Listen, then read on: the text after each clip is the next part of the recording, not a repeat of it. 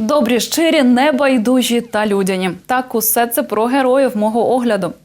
Розпочну з Одеси. Там небайдужий чоловік врятував життя жінці, яка упала у море. У курортній Аркадії узбережжям бігали спортсмени. І один із них біля пірсу помітив у воді жінку. Вона знесилена, ледь трималась. Чоловік без вагань стрибнув з пірса і витягнув бідолашну на берег. Решта допомогли підняти її на плити. Як це було, давайте подивимось разом.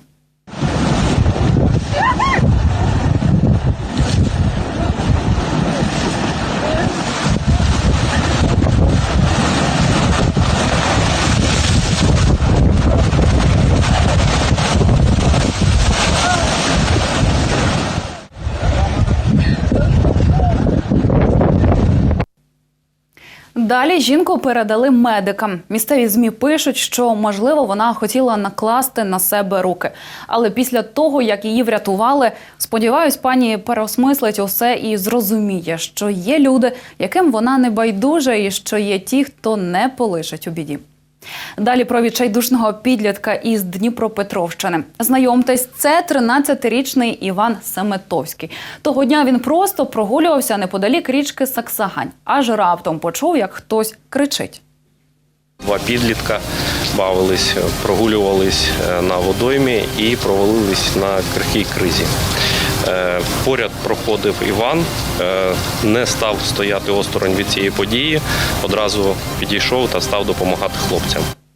Юнак каже, що без жодних вагань кинувся на поміч. От тільки власних сил йому забракло, аби витягти із води двох хлопців.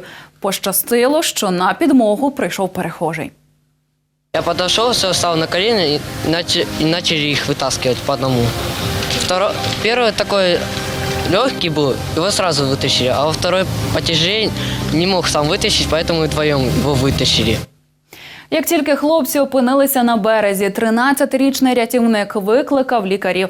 І хоч сам був мокрий з голови до ніг, утім, не пішов грітись додому, а залишився разом із юнаками, аж поки не приїхали медики. Це дійсно героїчний вчинок, вчинок, який заслуговує на повагу. Дуже дякую його батькам за належне виховання дитини. До речі, Івана рятувальники за героїчний вчинок подали на присудження премії у всеукраїнській акції «Герой-рятівник року». Утім, я впевнена, для хлопця це не головне. Він дуже скромно запевняє, що не зробив нічого надзвичайного.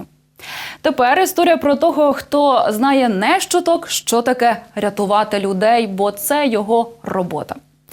Олександр Хом'як, начальник 18-ї пожежно-рятувальної частини селища Іваничі, що на Волині. Це його обов'язок – допомагати, рятувати та витягати із біди. Але 1 січня він був вихідний і аж ніяк не думав, що зараз він буде визволяти людей із вогняної пастки. Отже, Олександр йшов по дорозі і в одній із осель помітив густий дим, який виривався з-під даху. Побіг до того будинку, переконатися, чи хтось в будинку є, чи немає, чи взагалі яка ситуація, обстановка. Побачив, що на подвір'ї стоїть автомобіль, що, ймовірно, що там в будівлі є люди. Почав стукати по вікнах, пробував двері відчинити, двері були закриті.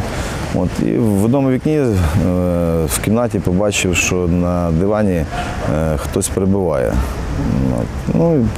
Пробував достукатися, щоб та особа, яка там знаходилася, проснулася і допомогла мені відкрити двері з середини.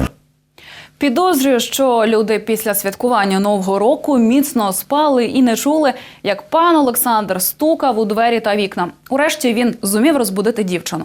Вона і впустила його всередину. Та спросоння не зрозуміла, що зайнялася хата. Тим часом Олександр обдивлявся кожну кімнату. Вже в останній кімнаті я знайшов власника, то він теж спав. Його збудив, підняв і супроводив його до виходу з будівлі. Потім з сином власника йому попередив, що треба винести цінні речі. У результаті він врятував 5 молодих людей та 1 дорослого чоловіка. Якби не Олександр Хом'як, то вони б могли більше ніколи не прокинутись, але, на щастя, обійшлось без трагічних наслідків. Що ж до пожежі, то полум'я загасили колеги Олександра. Попередня версія – закорочення електромережі. А від себе традиційно додам, поки між нас є такі чуйні, сміливі, небайдужі люди, я знаю точно, надія є.